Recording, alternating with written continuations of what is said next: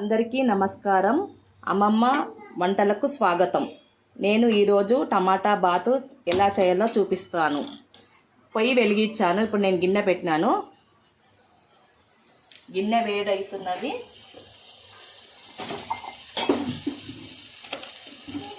గిన్నె ఎందుకంటే నేను ఆయిల్ పోస్తున్నాను. ఈ ఆయిల్లో నేను అట్లా డైరెక్ట్ రవ్వ పోయానండి. ఈ రవ్వ కొంచెం దూరగా వేయించుకుంటే చాలా బాగుంటుంది టేస్ట్. మీకు నూనె వేడవుతుంది. ఈ నూనె వేడవుతుంది. వేడైనాక నేను కొంచెము మినప్పప్పు వేస్తున్నాను.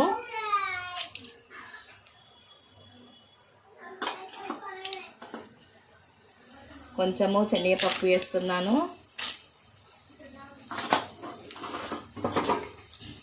కొంచెము పల్లీలు వేస్తున్నాను.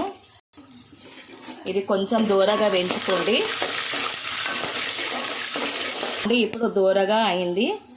స్టవ్ ఫ్లేమ్ చిన్నగా చేసుకోండి, చిన్నగా పెట్టుకోండి. నేను ఇప్పుడు రవ్వ పోసేస్తున్నాను. ఇది 3 గ్లాసుల రవ్వ అండి.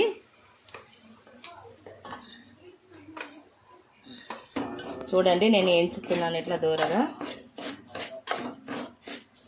ఇట్లా చూడండి వచ్చేసింది బ్రౌన్ కలరు.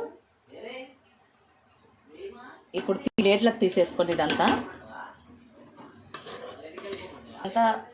ఆయిల్ వేస్తున్నానండి నేను.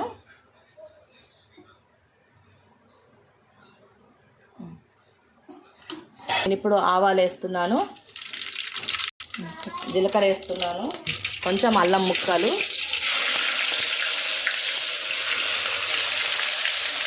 ఇప్పుడు కరివేపాకు వేస్తున్నాను నేను.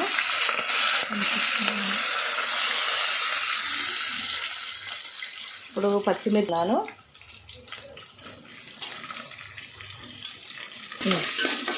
పచ్చిమిర్చి వేసిన తర్వాత కలపండి. కొంచెం పచ్చిమిర్చి వేగిన తర్వాత ఉల్లిపాయలు వేయాలి. వేస్తున్నాను అండి. చూడండి ఇప్పుడు దోరగా వచ్చినాయి. ఈ దోరగా వచ్చిన దాంట్లో నేను టమాటా ముక్కలు వేస్తున్నాను.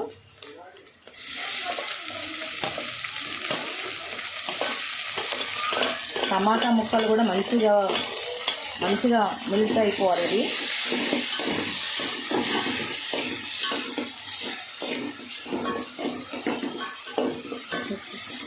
ఈ టమాటాలు మంచిగా ఉడకాలండి. నేను టమాటాలు ఉడకడానికి మూత పెడుతున్నానండి. మూత తీసి చూస్తున్నాను. ఇప్పుడు ఉడికినాయండి. మేము ఎందుకంటే కొంచెం టమాటా ముక్కలు తింటే బాగుంటుందని నేను టమాటా ముక్కలు ఇట్లా పెడుతున్నాను. మీకు ఇష్టం లేకపోతే కొంచెం మొత్తం కూడా ఉడకబెట్టేసుకోవచ్చు.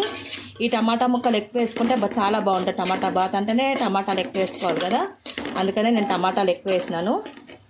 ఇప్పుడు టమాటాలు ఉడికినాయి కదా, నేను పసుపు వేస్తున్నానండి. పసుపు వేసి కొంచెం కలపండి. కలిపిన తర్వాత ఇప్పుడు 1 గ్లాసు రవ్వకి 3 గ్లాసులు నీళ్ళు పోయండి. నేను ఈ గ్లాసు రవ్వ తీసుకున్నానండి.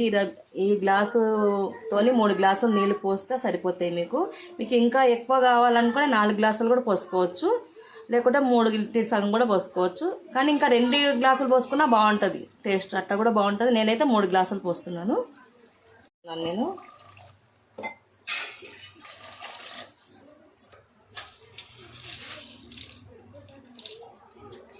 నేను దొడ్డు ఉప్పు వేస్తున్నానండి. సరిపడా ఉప్పు వేస్తున్నాను. మీరు ఇష్టం ఏ ఉప్పు వేసుకున్నా సరే సరిపడా వేసుకోండి. మీరు సన్న ఉప్పు వేసుకున్నా బాగానే ఉంటుంది. నేనైతే దొడ్డు ఉప్పు వాడతాను, దొడ్డు ఉప్పు వేస్తున్నాను. ఉప్మాకి ఎక్కువ ఉప్పు పట్టదండి. నేనైతే సరిపడా అంతానే వేసుకుంటున్నాను. మీకు ఎంత టేస్ట్ తగ్గట్టు వేసుకోండి ఉప్పు. మీరు ఎంత తింటే అంత వేసుకోండి. నేను ఇప్పుడు నీళ్లు మసలడానికి మూత పెడుతున్నానండి. ఈ మూత పెట్టిన దానికి పెద్ద ఫ్లేమ్ పెట్టి పెట్టాలి మీరు అండి. ఇది కొంచెం కలుపుకోండి. ఉప్మా రవ్వ పోసేటప్పుడు చిన్నగా పెట్టుకొని పోసుకోండి, ఎందుకంటే ఉండలు కడుతుంది. అందుకనే నేను చిన్నగా పెట్టి పోసుకోమంటున్నా. ఇప్పుడు అయిపోయింది ఇది ఉప్మా రెడీ. 10 నిమిషాలల్లో మీకు టమాటా బాత్ రెడీ. ఇప్పుడు ఉప్మా రెడీ అయిపోయిందండి. నేను అంతా కొత్తిమీర వేసుకుంటున్నాను. ఇట్లా ట్రై చేసి చూడండి, చాలా టేస్టీగా ఉంటుంది. టమాటా బాత్ అయిపోయిందండి. జై శ్రీరామ్.